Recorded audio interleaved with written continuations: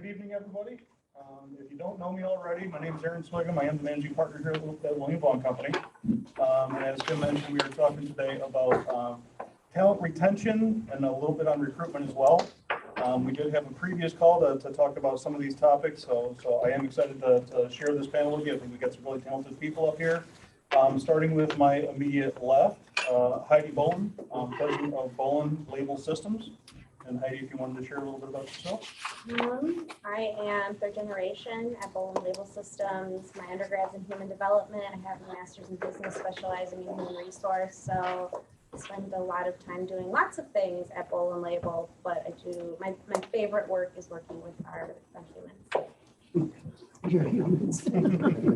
Thank you, Heidi. Next to Heidi is Jeff Schaff from the Toledo Regional Chamber of Commerce. Yes, I'm Jeff Schaff. I am the Director of Talent Strategy for the Toledo Regional Chamber of Commerce. I've been there about 9 years. Primarily, I work with talent attraction. We like to say, if you are recruiting to the Toledo region, you sell your company and I will help you sell the Toledo aspect. So lots of resources available. There's some stuff on the back tables that I brought with me. Some new marketing brochures, our year in review magazine that are great tools for recruitment and retention. I'm Jennifer Fott with Renhill Staffing. I've been with Renhill 15 years. I've been in the staffing industry for 25 years. So I have my master's degree from the University of Toledo. And so I'll point out some things that are probably obvious to what we're all experiencing when we're trying to hire people, and a couple of little tricks or helpful hints maybe that'll help recruit and retain. Thank you, Jennifer. And then on the Jumbotron, we have Nathan Pearson. So Nathan, take it away. All right, perfect. So you guys have to keep me honest if you can hear me all right and all that. And it's really weird. I'm looking at the three panelists and use a moderator, and you guys are looking in a different direction when you're looking at me on the Jumbotron. So can't see anybody in the, there are some people in the room. That's awesome. I wasn't sure if anybody showed up. That's awesome. So I'm with a company called Paycor. Paycor is an HCM payroll company. We've got around 2,200 associates. We really specialize in organizations between 20 up to 1,000 employees. That's our sweet spot. And I'm our SVP of talent and employee experience. So in the HR space, a lot of different roles over my career. Been with Paycor about 2.5 years. And this is a topic that we spend a ton of time on when we talk about attracting and retaining talent. So may have a little bit of a different view given our size and stuff, but I'm going to relate it to what we've seen at Paycor and those things. So excited and appreciate the opportunity to be here today. Great. Thank you, Nathan. And before we get started, so main rule is if you have any questions, just raise your hand. Want this to be interactive as we can. Obviously, I've got a series of questions I'll go through, but at any time, feel free to interrupt and be a part of the conversation. So obviously, the topic today is talent strategy, or I'm sorry, talent retention and the Great Resignation. According to a recent article published by CNBC, 44% of workers are actively looking for a new job. 44%, so just incredible number. So first question for the panel. Is what has your organization's experience been with respect to the Great Resignation?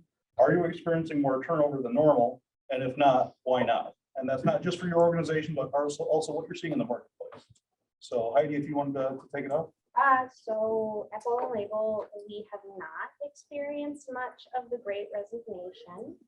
Our turnover is probably the same or less than it was before. So we're doing a lot of work to avoid problems that maybe our competitors are facing, right? So the second question, I'm not going to spill the beans yet. Your second question is going to be, what are you doing to retain it? Because obviously that's the big question, right? so we'll move on to Jeff next, and then what you're saying. So from a chamber perspective, we're a small organization. We only have about 20 employees. We aren't seeing the resignation numbers. We have a couple interns that were working for us the last couple of years that we offered opportunities to, and they both declined. They decided that they wanted to pursue something else. Their career services directed them somewhere else, which is great. We hope that they come and work for us as an intern and move on. We are hearing from our members that especially in the tourism, food industry, the things where you're typically interfacing more with customers on a daily basis, that they are experiencing that.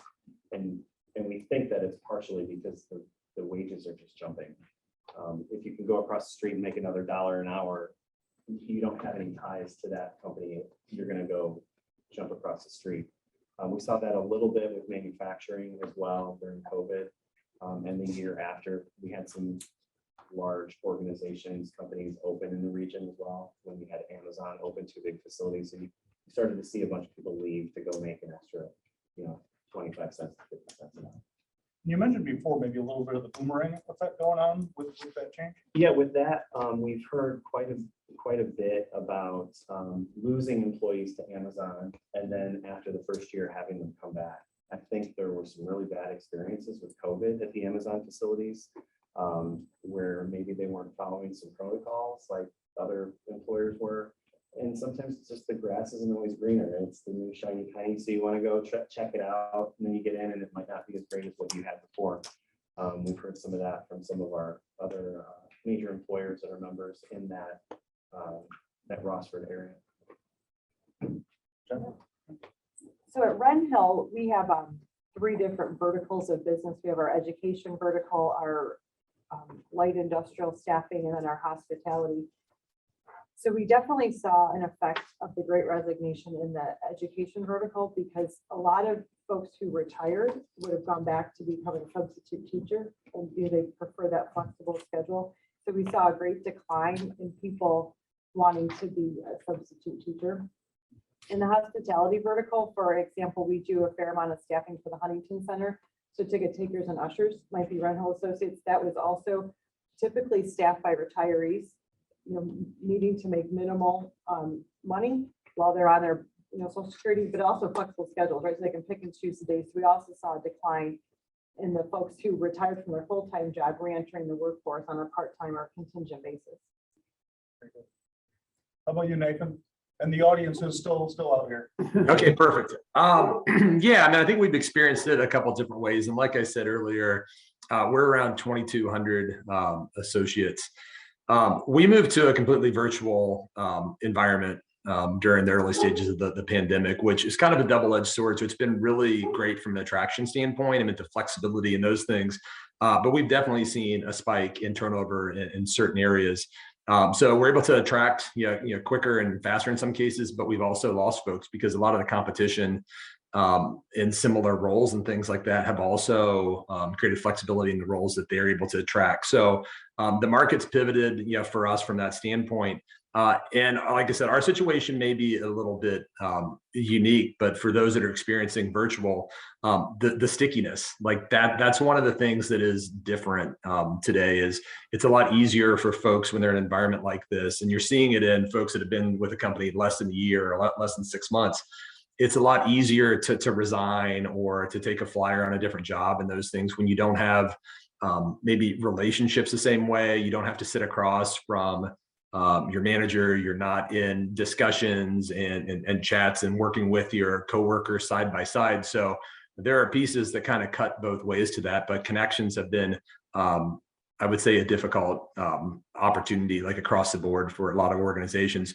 So it's not that we're doing significantly like worse in the space. I just think it's been a very, very competitive landscape. And when you look at jobs like sales, like that's a tough job. And when we're trying to train and develop folks virtually to go out and sell, that's tough. It's tough from when we were in markets and you had sales offices and things like that. You're seeing a ton of demand in the tech space. In those things too. So for us, it's really been around making sure that we segment and really keep the key talent. That's been a critical focus for us, but we've definitely experienced, and we do a lot with our customers too. And it's something that we have heard consistently, and we've had a lot of roundtables, conversations, like webinars and things as well, because this is the pain that those companies, again, in that 20 to 1,000 employee space, have really expressed as a top priority and focus area. Yeah, and follow-up question to that, Nathan. So we've got a number of clients that deal with employees that can work virtually, specifically in that sales type position, where they are dealing with a lot of the West Coast and East Coast pressure of just increased compensation and wages. Is that something you've seen as well? Yeah, I think like it's in different areas. I mean, one of the things that we really just kind of started to focus on, we had to shift our model. I mean, we were a Cincinnati organization that grew up. We expanded along kind of Fifth Third's footprint, so very Midwestern focused. We weren't necessarily in like tier one markets and things like that. But as we went virtual and as the competition for labor and we started to be able to tap into different markets and those things, we had to move our whole comp philosophy from a Midwestern based ranges and what you're willing to pay somebody in Cincinnati, where talent sits in Denver, it sits in San Francisco, or it sits in Boston. We had to adjust that to national average. So it's something that you see out there, but it's definitely a compelling discussion. And when you're looking at, like you said, sales in particular, certain markets, like you're going to have to pay more. But a lot of that is like where we're selling into those things, but we definitely feel the pinch there. So next question, what are you doing to retain your top talent? And Heidi, I know you had quite a bit to share about this, and I think it's contributed to your success in retaining people, right? For sure. So we do whatever our employees need. So one of the things is that we did a lot of surveys. Do you feel safe at work? Do you like working from home? Because at that time, we're doing remote or even hybrid. What are your barriers? Do you have to do hybrid learning with your children? All the things that were going on, in the thick of it. We were getting the data of what do you need to be successful here at work, and we use that information. So we found that many of our caregivers couldn't teach their children or work at the same time, no matter how bad that they wanted to. So we hired a tutor who came on site, and we paid them a premium and did the background checks and all the things. And we did a cost share for $2 an hour per child. And so our employees could work, because even if you had all the time in the world teaching your children algebra, it's pretty difficult. So we did things like that. People who said, I love working from home, we let them do it. And if they said, hey, I need different equipment, we got it for them. We made sure that we met the need where it's at. We also did things like we did a wage audit, and we raised probably our bottom third employees with our minimum wage at $15 an hour now. We knew that the federal government had put that in place, or at that time they were going to. So we knew that eventually that would happen to us, and we had to compete. But not only did we do all of our entry level, but we incrementally increased everyone so there wouldn't be wage compression. So people wouldn't feel like, well, I'm getting paid less than they did, and why is this happening to me? And so we tried to make it equitable as well. We always reviewed our 401k, and our health benefits are a big deal. We're a small company, so health benefits are a real bummer. Another thing we did is that the Toledo Clinic and partners with Wood County Hospital for a venture called Health Independence, where you can bring medical staff on site to just have office hours, and you pay for the time. So they don't have to run it through insurance and pay the deductible. And then, that helps people who would have never gone to the doctor and ends up into a BWC plan. How many employees did you have? 60, over 62. Right. So we tried a multi-pronged approach to address the needs, because it wasn't us saying people don't want to work anymore wasn't going to serve us. We had to decide what we could control and change it. Speaking at 60 people, right? Sometimes the barrier there is people even like responding to a survey. What do you attribute kind of just actually getting a legitimate response rate and getting just really good honest feedback? Yeah, so I make it anonymous, and I make the questions easy to answer, really short. I'll do some those scale things, so it's easy to push buttons. But then I'll ask questions for qualitative data, like, tell me what else I should know, or what could the company do better to make it so this is a more comfortable working environment for you. And those are really meaningful as well. And do you think you got more meaningful information out of the survey, or just through interaction with individuals and kind of follow up the conversation? So we did both. They were both really important, especially if I had to put out return on investment. like, hey, this is the data tells me that I have this many working mothers, and some of them are really key employees. And if they can't do their job, like, we are not going to do well.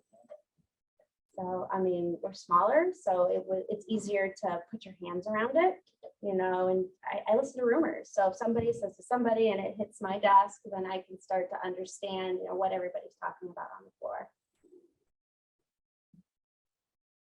Good. Jeff? I would echo some of what Heidi's saying as far as the reasons, the things that you need to do in order to make it easier for your employees to come back. What we saw is that daycare was like the #1 issue during COVID. Like, if my kids are home and I'm home, or if I have to come back to the office, but my kids have to stay home, I don't have somebody to care for them. So the companies that were doing unique, innovative things were able to retain their workforce.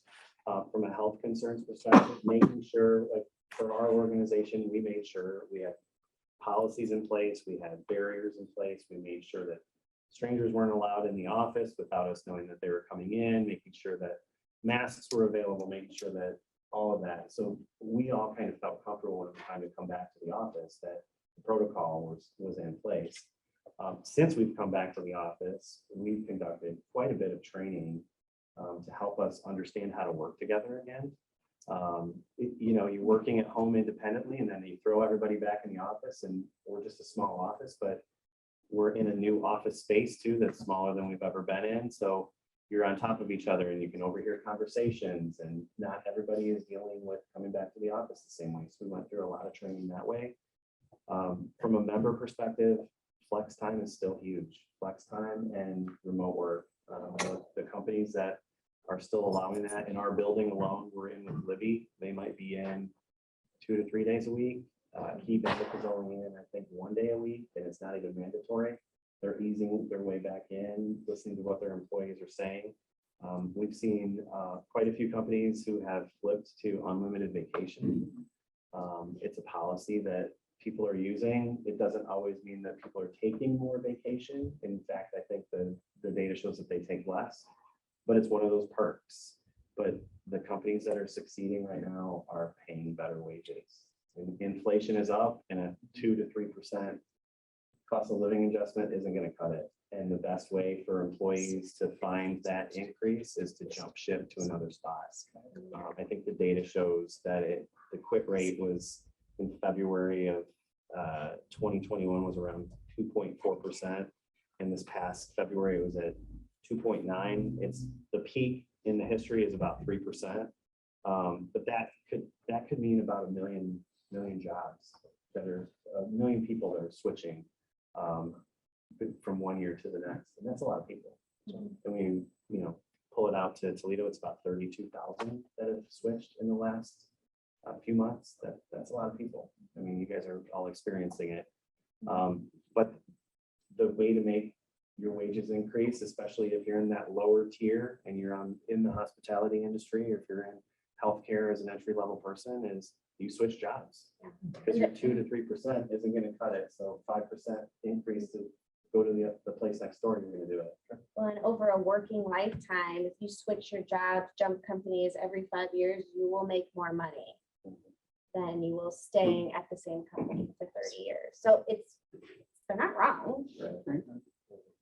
And I think the challenge maybe for employers is to try to stay ahead of that, right? So as opposed to wait for people to say, hey, I'm moving because I'm going to get more, how do you stay more proactive with the folks that you do have and show them the appreciation, saying, hey, we understand what your market rate is, and here's what we ought to do proactively. Exactly. One thing that we do to combat that particular problem is that we do reviews annually, and even faster, which is important. But we don't always call them reviews. We'll call it like development plans, because I want to know what you want to be when you grow up. Okay, so you want to be here and you're sitting here. What are the skills gaps to get you there? Because if you're an accountant and you want to become the CFO one day, and over the next 20 years, I'm going to help you get there. And I want you to stay here. I want to give you the tuition reimbursement. And I want to give you like that hook that you have to stay for a little bit after you graduate. So they're, in essence, they can see the light at the end of the tunnel where they actually get promoted, and then you give them that wage increase versus those incremental, 5% every year. And that does amazing work for you, because then you're creating your, the succession plan in all of your departments. Plus you're paying them more, not because of market increase, but because they add more value. That's great for everybody. Jennifer? Yeah. So we're talking about retention. Yes. So in the space that I work in, which is mainly manufacturing, it's, the age population is between about 18 and 35, and they're entry level type manufacturing positions. Well, the trend that we have been seeing over the last year, 18 months, 2 years now, is people's feelings are very important. And their feelings, how they're feeling on day 1, day 2, day 3 will dictate if they return on day 2, 3, 4, 5. And in some of our communications with our customers, one of the challenges is usually the person that's the supervisor for these new folks are 40 or older, and we don't care about feelings. If I ran you over with a car, I'd feel bad, right? But we were brought up and trained that when you go to work, you go to work. No one asks you about your feelings. No one cares if, your mom made you mad that morning. I mean, you just go to work, you do your work, and you leave, right?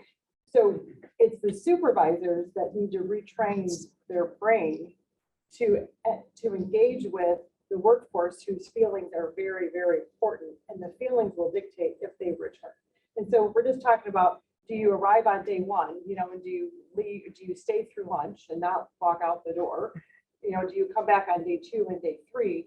It's how they feel will dictate those actions. So it's a lot of times it's retraining the supervisors of how do we show compassion and empathy to the workers, and that's probably just as equally difficult for us to do that, because we're not used to doing that. We haven't done that type of engagement, for 20 years. Usually we're telling people there's the kitchen, there's the bathroom, here's your supervisor, have a good day, get paid on Friday, right? But now we have to completely change it of how we interact. So, compassion and empathy in the workforce is, and how people feel is really what's driving your retention rate, especially in those first early days. If you can keep them for a week or 2, you're probably going to keep them for 90 days, and that's refreshing, right? But it's how they feel is really what's driving. There's an over-incentive or an overinflated sense of confidence that employees have right now that is driven by they are no problem being unemployed. So if they get their feelings hurt on day 1 or 2, they just don't care, because they know that there's so many jobs out there that they can go to. So feelings. Very good point. So true. Anything to add there, Nathan? Yeah, I mean, I think it's a really good discussion, and I think there's probably a lot to unpack from it. But a couple things. I mean, I think the thing that's probably in common across everything that's been said, and I would echo a lot of it, but look, at the start of it, I think one of the things that always helps, it doesn't matter the size of the employer, is caring for the employees. I mean, it's understanding, it's listening, it's building that trust. So the question earlier was, how do you get associates maybe to be candid or respond or have a good response rate to the surveys and those things? A big focus that Paycor has had is really candid, transparent conversations, the executives being very accessible and open. And that started with the pandemic. And it started with, hey, even when tough decisions needed to be made, bringing people along, like treating folks as adults, helping them be a part of the process, the solution, understanding what folks are going through. So I think that resonates across what everybody has said. So I would echo a lot of those things. The other thing that I think is pretty unique when you think about retention and we talk about the great resignation in those pieces is if you start to look at the demographics of the workforce, this is not an issue that's going away. So as we think about how do you create stickiness and get people to stay longer, I think you're always looking at that. You're always trying to create to some of the things that Heidi said, like you're talking about careers and you're talking about helping people understand how to take that next step. There's also a piece when you look at Gen Z, I think, so that's what, up to like 25 years old or something, give or take in there. It's barely over a year of average tenure an employee. And then millennials is under 3 years. It's like 2 years, 8 months. And then you get up to Gen X and it's a little bit over 5 years. Then you get to the baby boomer generation and it's 8+ years. So when you look at tenure, individuals entering the workforce or that are starting to make up the majority of the workforce, they don't stick around long. So there's this concept when you look at, and it originated in the tech space, but it was tours of duty. So as you're having those career discussions, it's helping people sign up for the next 12 months or the next 18 months about, hey, what's in it for you? So as they think about their career, their development and those things, these are the experiences you get. It's those types of things, because it's really hard to create a compelling kind of narrative that says, hey, you know, in 10 years from now and those things, you're trying to do it in bite size. So a lot of what we've done at Paycor has been around, we call it re-recruit top talent. And that was training and developing the managers to be able to have conversations and take our associates and create a really intentional connection with the company. And that could be things through our executive committee, leadership involvement, understanding the strategy, skip levels. I mean, a lot of different things, but how do you connect them into the company? It could also be part into their peer group and things like that. So we went through and we brought managers along to understand these different components and how they could play in this space. So there was a connection to the company. There was a connection to the role. So how do people understand their role, how it fits into the bigger strategy, how they're performing in it, creating those development plans and those things. Then we looked at how's their connection to the manager, giving them feedback, having regular like one-on-ones, career discussions, performance discussions, recognition. We really just tried to take that and say, hey, how can we be more intentional? So the last thing you want to do is be surprised by turnover. It's going to happen, but how do you get in front of it? So when you use that kind of tour of duty concept of understanding that somebody has higher aspirations, that's great. You know what, for the next 12 months, we're going to try to get you to this level, or we're going to try to get you these experiences, but having a really clear and open conversation of once they hit that, there's a lot of times where people outgrow the role, or they may outgrow the organization. You can't keep pace with it. So that's something that I think organizations have to get their arms around. And that's something that we've done a lot of work with at Paycor. But once you get beyond that, I mean, we've done the comp review. I think listening to your associates is probably the number one thing that you can do. I think comps obviously critical and important, those things, but to Heidi's point, we spend a lot of time listening and then taking action. And if you have trust with your associates, the confidentiality, their willingness to open up, like it's a lot easier to do. If they don't trust you, or if you've got a environment where you're reacting to it and there are gotchas in it, like that's not a healthy environment. So it's going to be really hard to get candid feedback. So those are just some of the things that we've done, but we've spent a lot of time in our experience, a lot of time with our learning and development, just to understand what the organization needs, where associates are at, and try to lean into it. So I think that's all really great feedback on retention. This question kind of generally for everybody. So back in the day, probably created by accountants, right? We used to have like this total comp spreadsheet, right? And it's like, hey, because you get free pop every day, consider yourself making $23 more a year. And it kind of got absurd. And so I think we got away from that. Have any of the four of you seen in today's kind of era, if you will, I mean, we're talking about relationships. And so have you guys seen a way to truly, I mean, so doing the spreadsheet that quantifies comp isn't appropriate, but having people think their comp is just their paycheck is also inappropriate. So have you guys seen kind of an effective way to try and bridge that gap to kind of give somebody a true understanding of kind of how are they getting compensated, whether that be monetarily, right, via benefits, whether that be intangibly because they get to skip a level, because they get to interact with really, really quality individuals with quality clients. What exposure have you had to people really doing that at kind of special way? We don't Yeah. know that to the top. But we do have, like, we'll have a visual graph of like, this is how much your compensation is your pay. This is how much we pay for your insurance premium. This is how much money we put into your HSA. Last year, this is how much we match. And it's like a pretty picture versus but that's one way. Honestly, people really, some of our employees are, you know, they're at that base level and it doesn't really matter. They need the dollars and cents in their paycheck, like, because that's how they pay the bills. So knowing that I pay a bajillion dollars for their health insurance is great, but if I have a high deductible plan and they don't know how an HSA works, then it's still garbage insurance. You And know? if they're under 26, Yeah. and they can stay on their current insurance, they don't care anymore. They don't care. Yeah. That means nothing. right now in today's market is that money, that pay always matters. It might be like bonuses, Right. or, it's, whether it's discretionary or non-discretionary. Those are meaningful. People really like those. If you look at I- the food industry, if you watch what was happening in the last few months, Burger King might be paying you daily because they just want someone to show up for that day, right? And they will Venmo you at the end of the day, or someone else is offering a $300 signing bonus, whether you stay for a month or not. Those signing bonuses were huge. If you look in the nursing industry, it's become crazy in nursing. Yeah. I mean, nurses have jumped ship because of COVID. The healthcare industry is really struggling, especially in Northwest Ohio. But from a nursing shortage perspective, I think the number of nurses open in Northwest Ohio, the openings were like, it's 39% of the openings in Northwest Ohio right now. But they're paying bonuses. Some of them are paying per diem. So some of the nurses are leaving the full-time job because they've got benefits through their spouse and going per diem and making double, sometimes triple. Some are doing travel nursing and jumping to, hey, I can go live in Florida for 6 weeks and get paid double what I'm making right now. Why not? Yeah, and So you're competing against that in some cases.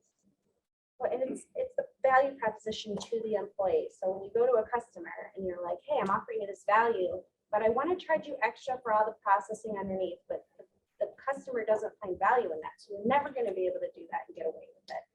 For a employee, they're very much like a customer. You have to hit their value, what they value, and you paying $1 bajillion in their insurance premium might not provide value to them every day. So we talked about that people are leaving, with 1 year, at least 3 years and 5 years. If you have vested 401ks over 5 years, but nobody's staying for 5 years, like that might be great for the company, but is that attracting people who have no intention of staying for 5 years for the vesting schedule?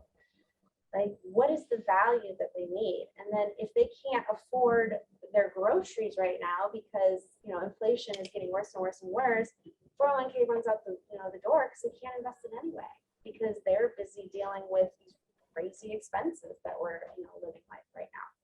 But right now, maybe total compensation isn't it. And I thought I'd never say that.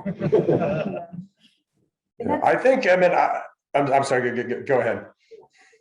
So that process of looking at total comp, I think it depends on the type of position you're hiring for. Does it make sense? So again, the space that I spend time in, the 18 to under 35 in manufacturing, they could care less because they're trying to pay yesterday's bills. So a 401k or health insurance is not important to them. What we do encourage customers to do though is if an employee is to sit down and talk with them and understand, do you need health insurance and do you need these benefits? And if you don't, so that means you're not paying that. So see if you can then divert that into their hourly rate to help them, make it a little more. So if they're not going to draw health insurance, then Yeah.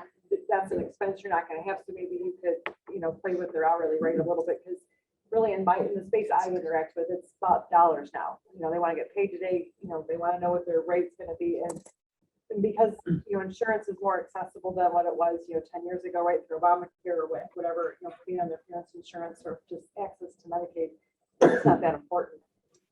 Well, and you might have your 401k crowd, but you might have the student loan repayment crowd.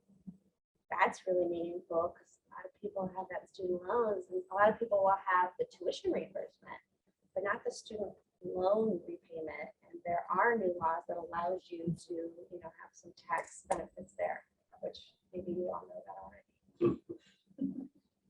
Yeah, the only thing that I was going to add, and I think Heidi's really spot on when you talk about like reward statements and things like that, that there's a lot of companies that can do that. There are things you can create in-house, and it's the visual piece of not just the comp, but it's all the components that create that reward statement. And then the value prop aspect of it is, look, if you're spending money and you're investing into it as employer, if your associates and employees don't see the value in it, like you really have to question that. So it goes back to, what do folks want, different segments. And like I said, we're in a little bit of a unique situation, but like a big piece for us is we went public this past July. So taking an organization where the vast majority hadn't been part of a publicly traded organization, and then trying to express and really sell and educate how valuable equity could be. Like, I mean, that's a great problem to have, but it's a problem, like, nonetheless, it's such a cost. It's such a good opportunity, and folks are walking away and not understanding how it works. So to that same degree, talking about total rewards, it's not just comp. It's not just the base salary, whether it's bonus, whether it's equity in those pieces. But yeah, it's an important piece. I mean, the way I always look at it is, if you're making the investment into it, you've got to make sure your marketing, your positioning, and your understanding. Does anybody actually care about that? It's because it's not what the HR team or what the executives want to do. I mean, it's ultimately what's important to the associates that's going to attract them and what's going to keep them there. So. Any other questions on retention before we move on to the next question? Okay, next question, and I know you mentioned some tax incentives. Jeff, you had mentioned some information that the chamber has available, but next question is around what resources are available to local businesses with respect to employee retention and recruitment. So, I mean, for us, we like to recruit and retain, obviously, employees from underemployed pools or populations. So a lot of those people are like, they're disabled, or they are, ex-felons, or they are, veterans. A lot of these populations aren't employed right now because they can't do the work. It's because they have other barriers to getting there, and tapping into those allows you to tap into markets that nobody else does. And then once you get them, you can apply for those WOTC credits. So that's great. And then if you're creating these plans to make them successful, like so ADA, you do a lot of like accommodating and things like that, then they become very loyal because they know that you're special, because they know that they've knocked on doors all over town, and because of their background or because of their disability, people are telling them no because they don't want to deal with it. And if you become an employee who's compliant and following ADA as we're supposed to, that they'll stay forever. And I would say that people with certain disabilities are even better at their jobs than are typically developing employees. So I bet you there are many autistic people who would be great CPAs. And there are many people who have ADHD who would be great salespeople. And they'd probably be better than your typical employee. And if you just accommodate those little things that they need, and legally you have to, so this is not supposed to be new, they can do better than everybody else, and they won't go anywhere else. It's a great view, great strategy. Yeah, large, huge companies, especially the tech companies, are having whole programs based on targeting the autistic community. And it's not because they have good parts. It's because it's profitable, because they're great coders and they don't talk to anybody, and they just want to do their job, and they have an eye for detail and patterns that most people don't. And that's what makes them autistic, but it makes them amazing at their work. So you can tap into some things, those superhuman capacity, capabilities. I would add on top of that, the Ability Center of Greater Toledo is a really great resource that can help you if someone becomes disabled. I think the stat is like 1 in 4 of us will become disabled in some function during our work career. And it could be as easy as mounting a keyboard under the desk instead of on top, or it could be providing a glare screen or some different type of lighting, or so that they're a great resource that can help with that. The chamber has other partners that we work with as well. Goodwill has a new program called Good Rides. So if you have people who are having a problem with transportation to work, that is a new program. TARTA is revamping as well to make that a little bit easier. We've seen other employers put together carpools. So we actually have an employee who moved here from Mexico City. She doesn't have a car. She lived in Mexico City. She didn't need a car. She lives downtown, but if she needs to get to an event, one of us has to take her. Otherwise, she has to Uber or take a cab, and that adds up pretty quickly, especially for someone who moved here from another country and start from scratch. So that is a great new program that's available. I'm on the Impact Coalition Advisory Board, and they staff employee resource groups. So it's you have a coach or an ambassador or a success coach that comes into your office. You pay for a certain amount of that coach every week. It's typically shared with maybe 3 or 4 other companies, and they come in and meet with people. So if you have someone who's constantly not showing up to work, they can go talk to the success coach. And it might be that they have a kid who's sick, and they don't have someone to care for that child at home. So maybe there's a way that you coordinate someone that can help them get to work on time. It might be, they don't know how to balance their paycheck and they're struggling to make ends meet, and it's really stressful on them. And maybe you set them up with, this is how you set up a checking account. This is how you budget. This is how you do that. It's a service that just helps meet the employee where they're at. And then one of the last things that I would say is we have started from a chamber perspective, putting together industry sector partnerships. The first one launched last fall. It's the Northwest Ohio Manufacturers Alliance. If you're a manufacturing company, you probably want to be a part of this. It is a employer-based resource group, and they talk about all of the issues that they're facing. The manufacturers group got together and said, we all have these jobs that are kind of the same, but they're all called something different. Let's standardize what that title is. Let's standardize what the experience looks like. Let's kind of standardize what the pay looks like so that we can all go out as a group and effectively recruit together. The next ISP that's getting ready to start up is transportation and logistics. We're looking at a healthcare one and the potential for a technology one as well. There's a huge grant from the Department of Labor that is out there that if we win it, you will see more of this happening in the next year. But again, it's just great. It's like peers getting together and talking about the problems that they're all facing with recruitment and retention. And Jeff, I know you brought some materials. Is some of that information available in the back? I did. So that's more of the talent attraction marketing pieces. The other stuff I'll send to you separately so that you can send to the group. We have other things like a guide to hiring veterans, a guide to hiring interns. There's a READY guide, which is the re-entry development initiative that Heidi was talking a little bit about when she said the WOTC, it's the workforce opportunity tax credits, where you can receive up to $9,600 tax credit for hiring returning citizens. There's a luncheon that we're hosting on Friday. It's probably a little too late for most people, but the resource is there. We have someone who's dedicated to that topic at the office that can help you out with that if you're interested. Working with University Career Services and high school and career tech programs. I think when we were talking, there's over 120 business advisory councils in the state of Ohio. The schools are required to have if they offer certain programs. And those councils are always looking for experts from businesses to sit on those. And it tends to be the same person at every organization. So there's 6 or 7 in Northwest Ohio. And if anybody knows Pam Moeller, who used to work for the chamber when she went to work for the Associate General Contractors, she was on all 7 of them. And if you were on 7 committees that met once a month, that's a big chunk of time. So they're always looking for additional people to help participate in those. And you get good best practices when you go to those things as well. Before we move on, I know Heidi, you've got a boogie. Any final thoughts before you do? Man, that's a tough one. Do you have any questions before I go? And obviously we can share, I assume you guys are okay with us sharing your email addresses. If you do have follow-up questions, you can send them afterwards, but I appreciate you being here and you guys do what you gotta do. All right. Thank you, Heidi. Okay.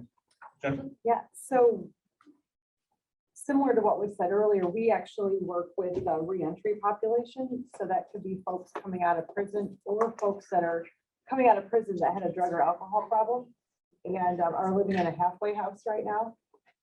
And again, not one size fits all, but it's definitely an opportunities that we've been able to expand and explore that have had positive effects for both the employees and the customers, because it's a workforce that typically was untapped prior to COVID, right? No one wanted to touch a person, that was coming out of prison. They felt that they had too much baggage, but now because we're struggling with workers, we started to revisit that, and it's been very helpful. And it's showing a lot of success. There's a halfway house in Tiffin actually, where we have 20 people that live there, that are actually working at a factory in Tiffin, that are a part of that organization. So it's working out very well. Part-time is another thing that has always been on the radar screen, but especially in manufacturing was not looked at as an avenue. But anyone on Social Security, whether you're disabled or you're retired, typically you have earning limitations. So looking at part-timers, that's another area where you can tap into those available workers, retirees, even though we're talking about the great, resignation. But there's still people that want to go to work. And then the disabled community is a very broad spectrum. I mean, just because you're disabled doesn't mean you suffer from mental retardation that can mean you have a cut on your thumb, that requires surgery that puts you onto that list. But sometimes you just need part-time. And I think that that's an opportunity that businesses should look into more of how can they navigate and support part-time workers. And Jennifer, I think you had mentioned that you have seen an increase in those that are actually actively looking for employment now on our previous call. Yeah. So I think you're talking about, was there an impact because the government benefits were maybe staring to run out? And you made the comment before about people just living paycheck to paycheck and needing to have that cash flow. So during COVID, when the government was paying people so much money, that was inhibiting them from going to work because there was such a discrepancy. I think in the manufacturing setting, entry-level jobs were paying about $11, $12, $13 an hour, but people were making 17 living on the government money. If it was and Mike, you put together that spreadsheet. So it's all about the stimulus checks, the extra unemployment, no tax. So then businesses were forced to increase the rates to compete with what the government was paying everybody, right? So then we just saw that government money is, I think, officially kind of stopped January 1 because the employee or the child tax credit they were able to get through December. So now, we always see this little blip on the radar screen with taxes coming back, and there's a population of people that immediately file for their taxes. They get their refund early, so we don't see them going to work until about second quarter. So I think that's what I was referring to, is that type of money has sort of stopped. So now you're starting to see a bit of an increase, in workers entering the workforce, just because there was so much of that government money. That's right. That is dried up now. Nathan, anything to add on the resources available to local businesses?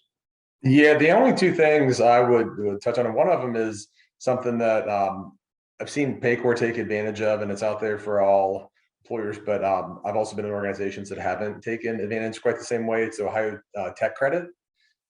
So as you're investing into training and development things, and there's a broad kind of, definition around what constitutes like technical and skills training and those pieces, but Paycor's had a lot of success with that, to where you get a grant, you get money back from the government, and then you're able to invest it back into different programs. So it's something, and it's interesting because what we always run into, like, we're never sure how competitive it's going to be and if we're going to get it. And almost every time they've got a surplus of money because there are not enough companies that are taking advantage of it. So like I said, it's benefited us from that because we've done really well from that because we are very diligent around those submissions, but it's something to look into. I mean, if you are investing into skills that are even maybe quasi in the tech space. So just something to consider out there. And then the other thing, it's just more of like a Paycor plug. You don't have to be a customer or a client or anything, but Paycor's got a really, really good like knowledge base out there on paycor.com. It's called the HR Center of Excellence. So there was a ton of work that went in, like in the early days of COVID and the pandemic, of consolidating and aggregating information out there, their case studies, their webinars. There's lots of knowledge articles. So again, you don't have to be a customer or anything, but that's a really good resource. And I'm sure there's a ton of resources like that at different places, but it centralizes a lot of stuff. So something, if there is a particular topic, like there's white papers and things like that on attraction, retention, and those things. So if you have some time, maybe something to check out too. Great. Thank you, Nathan. Okay. What else? Is there anything that we have not covered yet, guys, that would be beneficial for the group? I would talk, I mentioned a little bit about high school tech programs and collegiate programs. There are 160,000 high school seniors in the RGP Regional Growth Partnership 17 county territory. And 11,000 graduating seniors, there's 46,000 collegiate students. That is a market you should be tapping into from a recruiting perspective. Get to them early. Let them know what you do, let them know what the opportunities are, show them where they fit in. It's a great opportunity to help attract and retain to your organization.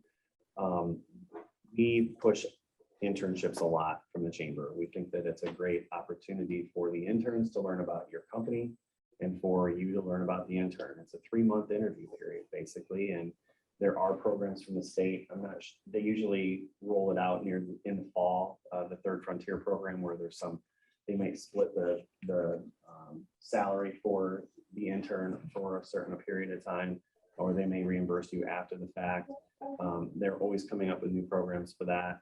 I think that's really important. And one thing that we really haven't talked about, that it's been a buzzword over the last few years, but is becoming more of a mandate for your organization, is diversity, equity, and inclusion strategy. If you do not have a strategy, you will be left on the curb. People want to feel like they belong at your organization. And if they walk in and they don't see themselves in senior management, if they don't see that they feel included in conversations, they will walk to somewhere that they do. We were talking about it at lunch today, and there's a book. I'm probably going to butcher the name of it. I think it's called The Right House. It's like about a giraffe that builds a house and invites his friend over who's a hippo. And while he's welcome in the house, none of the stairs or the bathroom or anything are fitting for him. And while he's welcome to come into the house, he doesn't feel like he belongs in the house. And your organizations need to be thinking about that. Again, employee resource groups. You may have an LGBT group, you might have an African-American group, you might have a women's group, and someone from senior leadership has to be a part of that group. It has to come from the top down, and people have to feel like they belong where they work. Talking about feelings, it's about feelings, but it's real. I mean, think about a time where you've been in a situation where you walked in and you didn't feel comfortable there. Think about if that was every single day that you walk into a situation like that. But that's the way that you bring the bread home for your family. It's really important, and the chamber is doing a lot. You'll hear a lot more from us in the next year. There's other organizations locally who are doing a lot. If you need any help with that and developing a strategy, let me know, and I can put you in contact with the right people. Great feedback. Thank you. Yeah, so just to piggyback on what Jeff said is, I've been working with Toledo Public Schools and specifically their skilled trade programs for about the last 6 years. And I will tell you that I've had great success with some of the students. I've put about 120 students out to work over the last 5 or 6 years, but I have to subtract the COVID year because they weren't in school. And that was just crazy. Yeah, that was a little problem. Most high schools are, but TPS is very, very flexible with this. And it's a great, I always tell people, look at it like this. When you're bringing on an intern, you're not filling one of your open jobs, right? What you're doing is you're planning your future, your tomorrow's staff person. So you're growing your own talent. So once you engage with them in their junior or senior year of high school, they're allowed to leave their trade class and go to work. And, so it's sort of like work is supplementing instead of being in school. So you're getting these students in, you're training them a little bit, but they're already coming with some base knowledge, but they're getting ingrained in your culture, into your workforce. So then the idea is then you hire them full time once they're out of high school, and you've created your own worker. Instead of going out onto the workforce and trying to hire somebody, you're kind of growing your own talent. I can help navigate any of those questions that you have if you haven't tapped into some of the skilled trade programs that TPS offers. Some people didn't even know that TPS still had a skilled trade program. I think my opinion is sort of like when Maycomber Whitney closed, I think we all thought that the skilled trade program closed along with that. It did a little bit, but all of the trade programs are housed within each high school. So if I told you that Woodward High School has a diesel tech program and there's a huge semi sitting in Woodward High School, you'd probably go where? As you drive down, Central Avenue and you're going to go, where is it? But we just don't know about it because it's not advertised well, it's not marketed very well, but they're there. And they're great resources for bringing students in with a skill set and an interest that you have that you're looking to hire in preparation for tomorrow's hiring. like I said, I can definitely help navigate through that. It's been a great opportunity to work for them. And then my second thought is, and I read this when I was listening to Monster did a kind of year in review. It is a lot of employees, when they cite one of the reasons for leaving their employer is because they didn't see a career path for themselves. And so in the article that was being presented is it's a lot cheaper to offer a raise to your employee or to set a career path than it is to replace that person. Because we all know that hiring costs and recruiting costs are very, very high. So if you don't have career paths for your employees, I would definitely encourage you to look at that and say, can you have career paths? Because if people can see where and how they can grow within your organization, you might be likely to retake them. Very good, thank you, Jennifer. Nathan, any final thoughts?